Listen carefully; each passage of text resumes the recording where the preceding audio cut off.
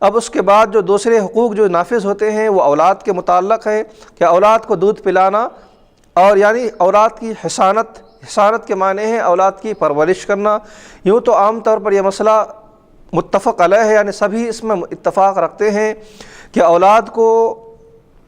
دودھ پلانے کے متعلق یا پھر جو ہے ان کی تربیت اور ان کی پرورش میں سب سے زیادہ اگر کسی کو حق ہے تو ان کی ماں کو حق ہے۔ یعنی اولاد کی پرورش میں، تربیت میں اور ان کے نشو و نما میں، ان کی بالیدگی میں اگر کسی کو سب سے زیادہ حق پہنچتا ہے تو سب سے پہلے ماں کو حق پہنچتا ہے کہ وہ اپنی اولاد کے دودھ وغیرہ کے متعلق یا پھر جو ہے ان کی تربیت کے متعلق یا پھر ان کی پرورش کے متعلق وہ حق رکھیں۔ ہاں البتہ قرآن مقدس میں اللہ تعالیٰ فرما رہا ہے وَلَا تُضَارَّ وَالِدَةٌ بِوَلَدِهَا، کہ کسی ماں کو، والدہ کو ان کی بیٹی کی وجہ سے ان کو مشقت میں نہیں ڈالا جائے گا۔ یہ بھی قرآن مقدس کا فیصلہ ہے کہ کسی ماں کو ان کے بیٹے کی وجہ سے بِوَلَدِهَا، ان کے بیٹے کی وجہ سے اس ماں کو مشقت میں نہیں ڈالا جائے گا۔ اگر بچے کے پرورش میں، دودھ پلانے میں ماں کو تکلیف ہو تو ماں پر مشقت نہیں کی جائے گی، ان پر جبراً مسلط نہیں کیا جائے گا کہ تمہیں یہ کام ہر حال میں ادا کرنے ہیں۔ قرآن کا یہ حتمی فیصلہ ہے لا تضار والدۃ بولدہا، کہ والدہ کو ان کے بیٹے کے متعلق مشقت میں اور تکلیف میں نہیں ڈالی جائے گی۔ اس کے بعد اولاد کو دودھ پلانے کے متعلق سب سے زیادہ حق ماں کے ہیں، اور سب سے زیادہ پرورش کے حق تقدم یعنی سب سے پہلے جو حق بنتے ہیں وہ ماں کے بنتے ہیں۔ لیکن بعض صورتیں ایسی ہیں کہ جس میں ماں کا حق تقدم ختم ہو جاتا ہے، اور بچے کی پرورش کا حق تقدم یعنی جو سب سے پہلا جو حق بنتا ہے وہ ماں کا بنتا ہے، بعض صورتوں میں وہ حق ختم ہو جاتا ہے۔ مثال کے طور پر ماں اگر مرتدہ ہو جائے، ماں اگر مرتدہ یعنی دین اسلام سے اگر پھر جائے تو پھر اس کے بعد اس عورت کے لیے یہ لازم نہیں، اس عورت کے لیے یہ حق نہیں کہ وہ اپنے بچے کی پرورش کرے، اپنے بچے کی تربیت کرے یا پھر اسے دودھ وغیرہ پلائے، یہ اس پر حق نہیں بنتا۔ یعنی مرتدہ ہونے کی وجہ سے عورت کے حق تقدم اولاد کے حق میں وہ ختم ہو جاتا ہے۔ اسی طرح سے بدکار یا فاسقہ ہو، یعنی عورت اس سے بدکار ہے یا فاسقہ ہے کہ جس سے امن کی امید نہ ہو، یعنی بچے کی امن کی امید نہ ہو، بچے کے متعلق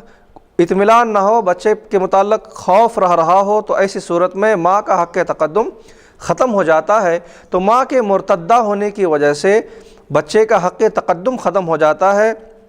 اب بعض حقوق ایسے ہیں کہ جس کے متعلق اسے کرنا ضروری ہے، اس کے علاوہ اگر کوئی دوسرا نہیں ہے تو پھر یہ الگ سی شکل ہے کہ ان کو مجبور کیا جائے گا، ان پر جبر کیا جائے گا، ان پر دباؤ ڈالا جائے گا کہ وہی کرے۔ اب اگر اس کے علاوہ کوئی دوسری عورتیں ہیں تو وہ حق اس کی طرف سے نکل کر دوسری عورتوں کی طرف وہ حق چلے جاتے ہیں۔ تو ماں کے بعد پرورش کا جو حق ہے، ماں کا اگر حق تقدم ختم ہو جائے، جیسا کہ اوپر بیان کیا گیا کہ مرتدہ ہو جائے یا بدکار فاسقہ ہو کہ اس سے امن کی امید نہ ہو، تو اگر یہ صورتحال ہو جائے تو ماں کے بعد، والدہ کے بعد پرورش کا حق کسے ہوگا؟ تو اس کے متعلق تفصیلاً بیان کیا جا رہا ہے کہ ماں کے بعد جو ماں کا اگر حق تقدم اولاد کے حق میں اگر ختم ہو جائے تو وہ پرورش کی ذمہ داری، تربیت کی ذمہ داری، دودھ وغیرہ کی ذمہ داری پھر کس کی طرف عائد ہوگی؟ تو اس کو ذکر کیا جا رہا ہے کہ یا پھر ماں کا انتقال ہو گیا، والدہ انتقال کر گئی، یا پھر کوئی ایسے موانع پیش آئے کہ جس کی وجہ سے والدہ اپنے بچے کو پرورش نہیں کر سکتی ہے، تو یا انتقال ہو جانے کی صورت میں، یعنی ماں کے انتقال ہونے کی صورت میں، یا پھر کچھ ایسے موانع یعنی کچھ دشواریاں یا پھر کچھ رکاوٹیں پیش آنے کی وجہ سے اگر ماں کا حق ختم ہو جاتا ہے تو پھر یہ زیادہ حق ماں کے بعد جو سب سے زیادہ حق جو نافذ ہوگا، ماں کے بعد جو سب سے زیادہ حق جو یہ لازم ہوگا، تو یہ بچے کی نانی کو حق حاصل ہوگا۔ ماں کے بعد جو حق تقدم ختم ہونے کے بعد جو دوسرا حق حاصل ہوگا، دوسری عورت کو جو حق حاصل ہوگا وہ نانی کو حق حاصل ہوگا، پھر پر نانی کو اس کا حق حاصل ہوگا۔ اس کے بعد اگر نانی اور پرنانی نہیں ہے تو اس کے بعد پھر بچے کی پرورش کی جو ذمہ داری عائد ہوتی ہے وہ دادی پر عائد ہوتی ہے، پھر پردادی پر عائد ہوگی کہ ماں کے حق ختم ہونے کے بعد نانی یا پھر پرنانی، پھر اس کے بعد دادی یا پردادی کو اس کا حق حاصل ہوگا، بچے کی پرورش کا حق حاصل ہوگا۔ اس کے بعد یہ ہوں تو اگر بچے کی حقیقی بہن ہو تو اس کو حق حاصل ہوگا، اگر یہ بھی نہیں ہے، نانی بھی نہیں ہے اور دادی بھی نہیں ہے، تو پھر بچے کے حق پرورش بچے کی حقیقی بہن کو ہی لوٹے گا کہ بچے کی حقیقی بہن ہی اس کی ذمہ داری لے اور اس کی پرورش کرے اور اس کی دیکھ ریکھ کرے۔ تو نانی اور دادی کے بعد حق تقدم میں بہن کو حق حاصل ہوگا جو حقیقی بہن ہو۔ پھر اس کے بعد حقیقی بہن نہیں ہے تو اخیافی بہن یعنی ماں شریک، کہ جس کے ماں شریک ہوں اسے حق حاصل ہوگا جسے اخیافی کہا گیا۔ اس کے بعد علاتی بہن جو باپ شریک ہیں اسے حق حاصل ہوگا۔ اگر یہ بھی نہ ہو تو یہ بھی نہ ہو یا اہلیت یہ نہ رکھتے ہوں، اگر بہن ہے یا پھر وہ خود چھوٹی ہے، یا علاتی اخیافی بہن ہے لیکن وہ علاتی اخیافی ماں شریک اور باپ شریک، جس کے دو ماں ہوں یا دو والد ہوں دوسرے بیویوں سے،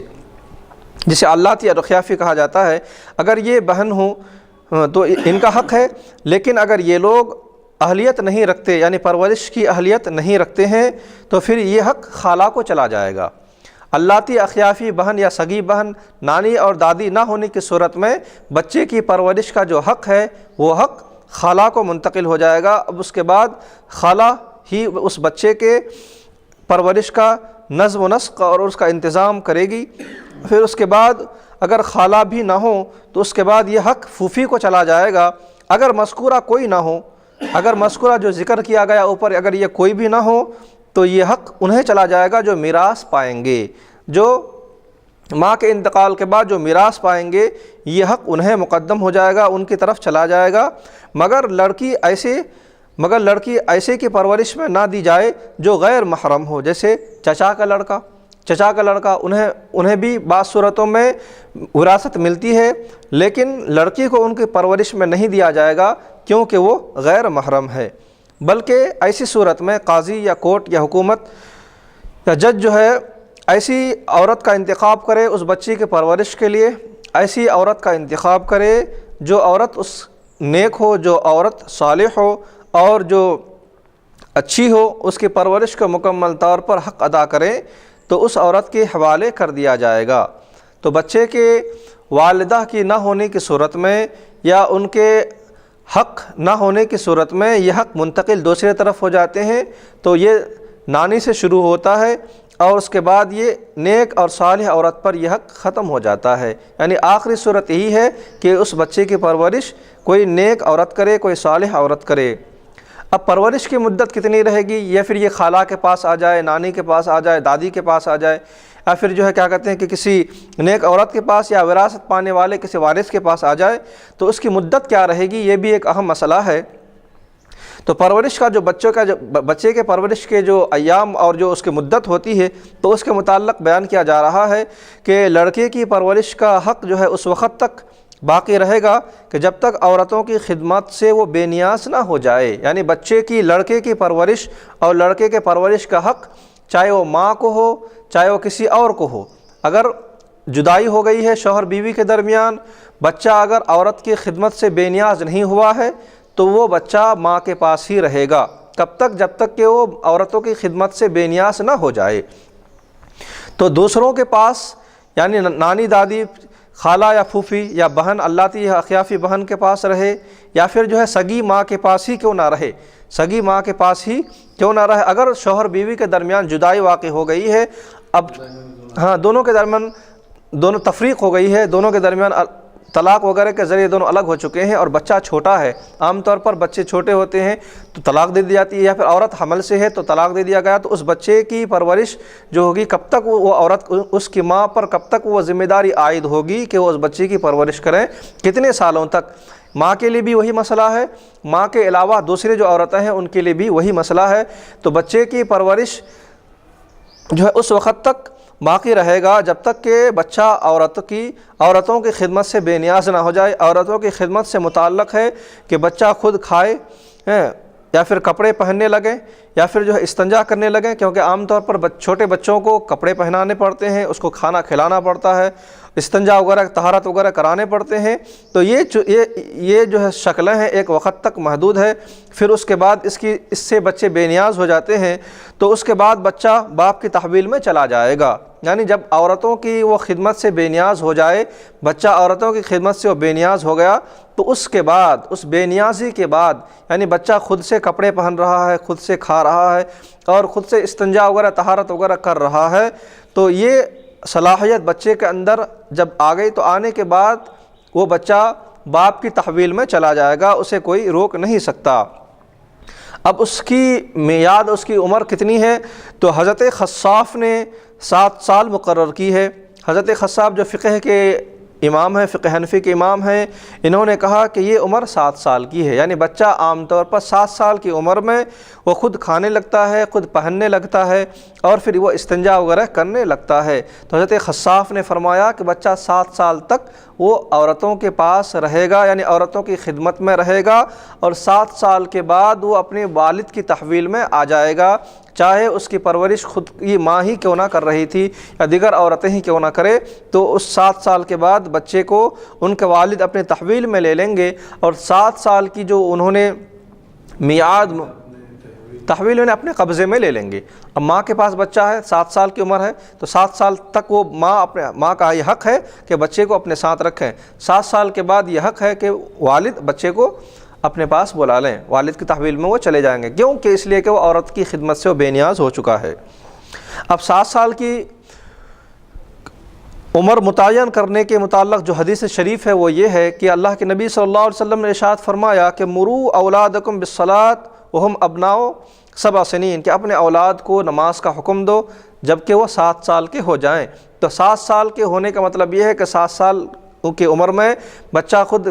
کھانے اور پینے لگتا ہے، پہننے اوڑھنے لگتا ہے، اچھے برے کی تمیز رکھتا ہے، یعنی وہ 7 سال کی عمر میں نماز پڑھنے کا حکم دو، یعنی وہ نماز پڑھنے کی قابلیت اس کے اندر واقع ہو جاتی ہے، قابلیت پیدا ہو جاتی ہے کہ وہ نماز پڑھنے لگیں، اگرچہ کہ ناقص طور پر ہی کیوں نہ ہو۔ تو اس حدیث سے قیاس کیا گیا ہے کہ اللہ کے نبی صلی اللہ علیہ وسلم 7 سال کی عمر بتایا، اس کا مطلب یہ ہے کہ بچے کے اندر کافی طور پر شعور بیدار ہو چکے ہیں، لہذا